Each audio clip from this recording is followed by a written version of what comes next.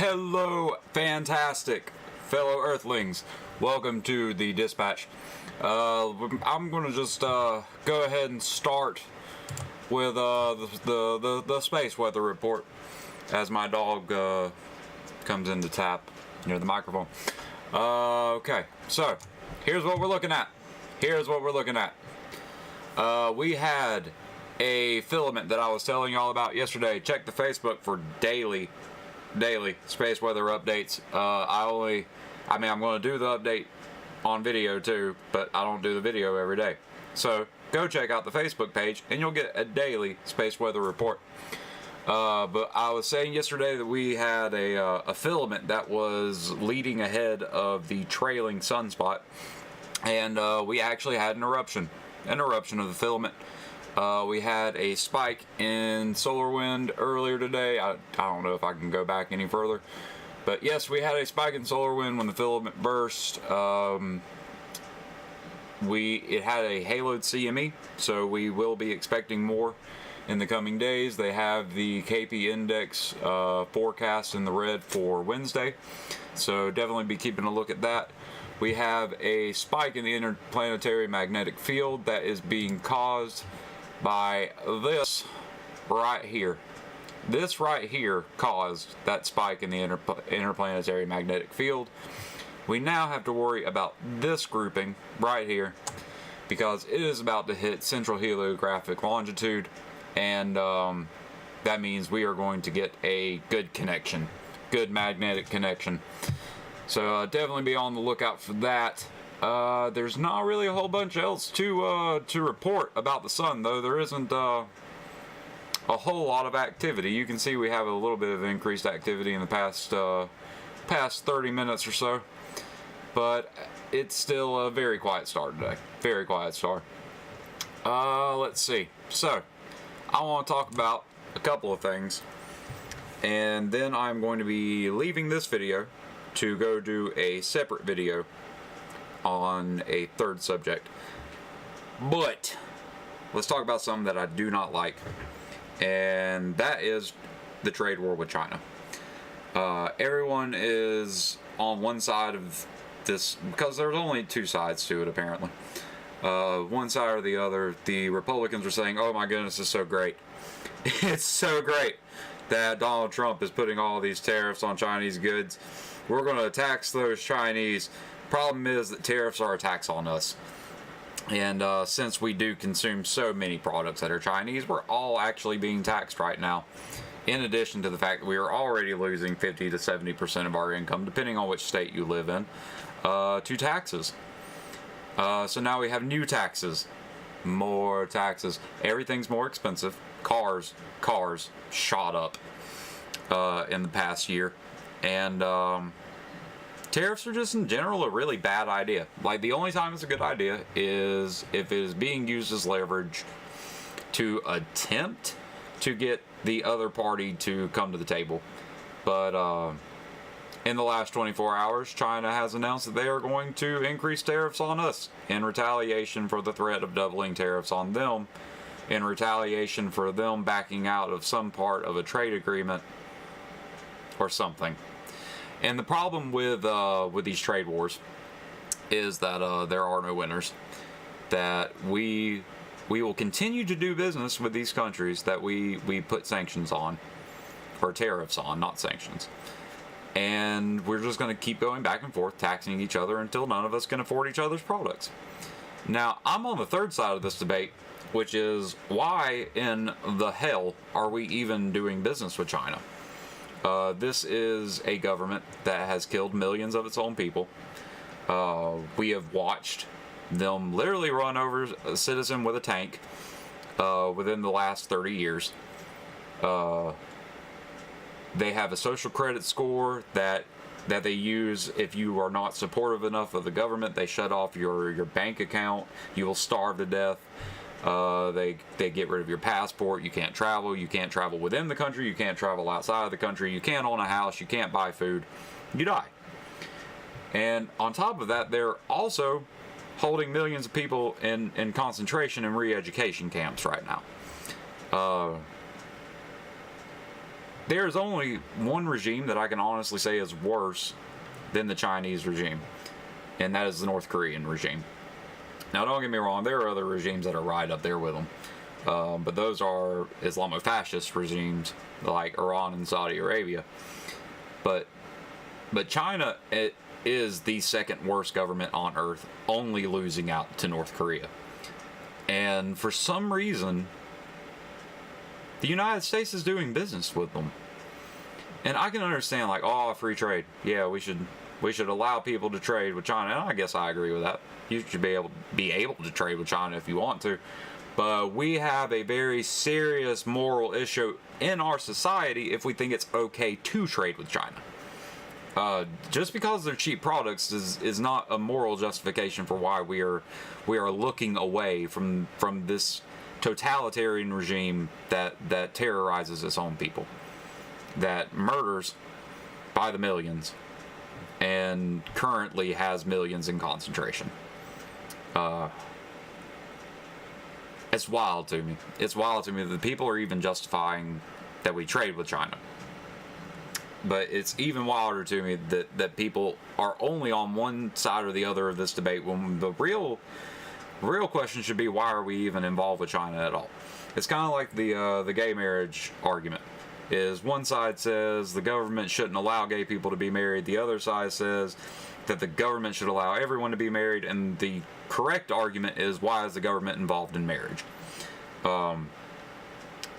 We need to apply that same logic when it comes to China.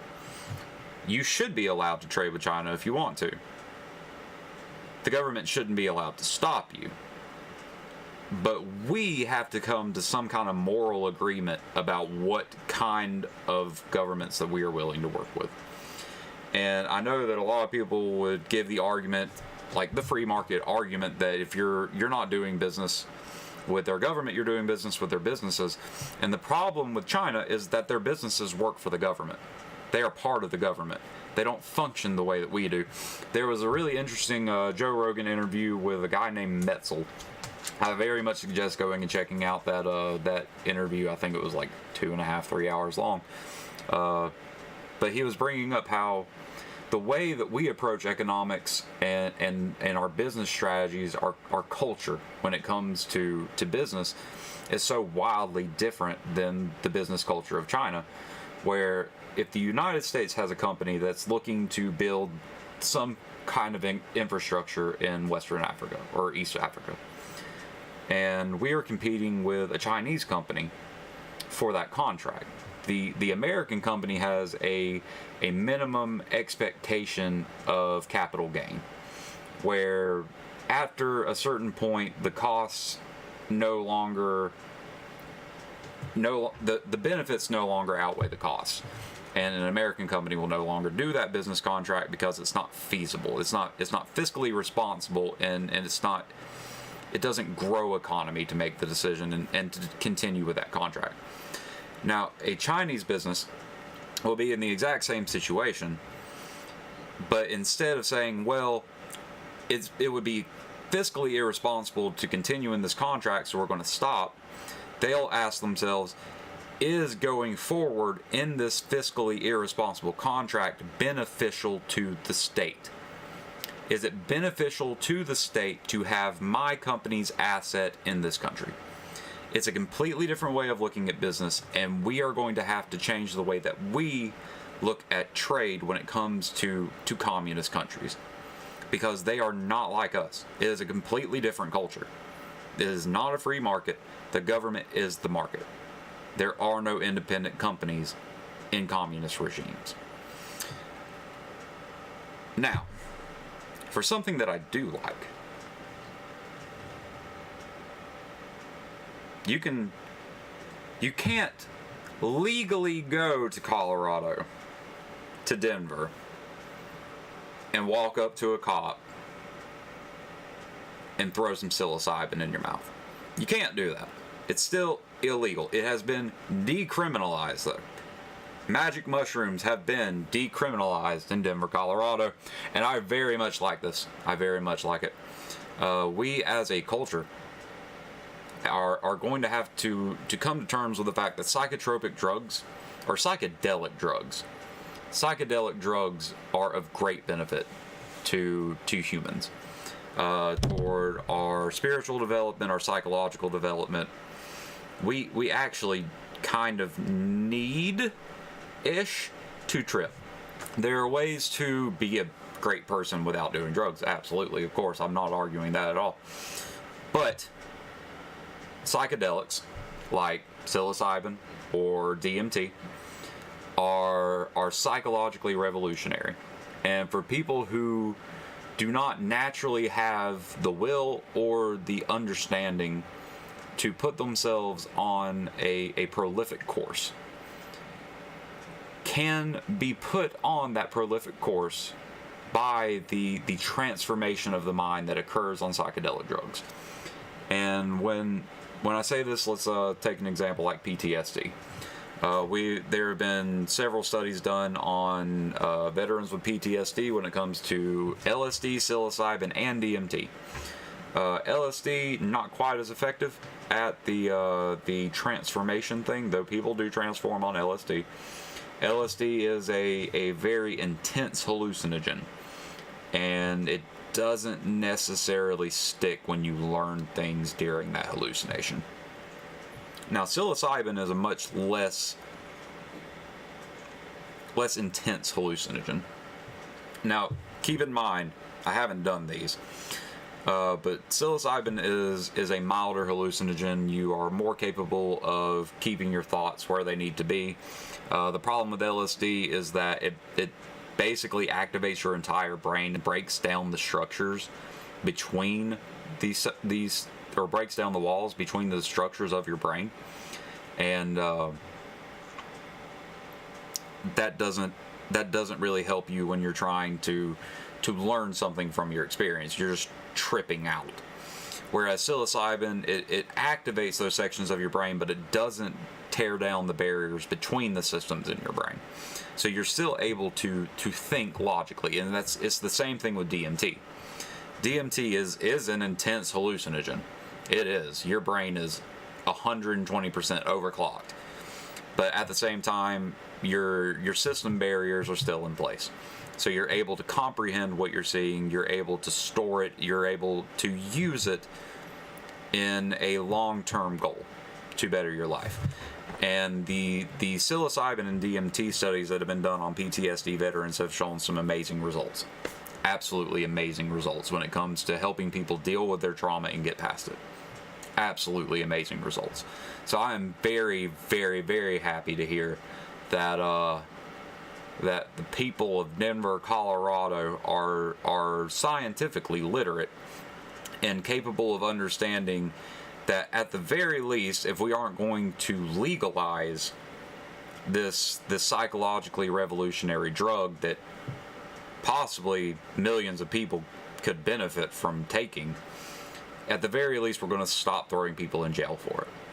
So Denver, Colorado voted to make tripping on magic mushrooms less punishable than jaywalking, and I don't think that I could be much happier. I don't think I can be much happier about that. I don't know really a whole lot of other news from this week because I haven't been paying a whole lot of attention to it. But I am about to come back and do another video because we have got to come to some kind of agreement on this life argument because things are getting out of hand. So yes, I will be back in a few minutes. I hope that everyone enjoyed this video. Have a fantastic day. Don't forget to like and subscribe. Hit me up on Facebook for your daily weather updates. Hit me up on twitch.tv/themoonmuffin for cooking streams. Whenever I get that set up, I have to move this whole setup over to that corner, and then I can start doing my cooking streams. But yes, do all the things. Have a fantastic day. I love you, and take care of yourselves.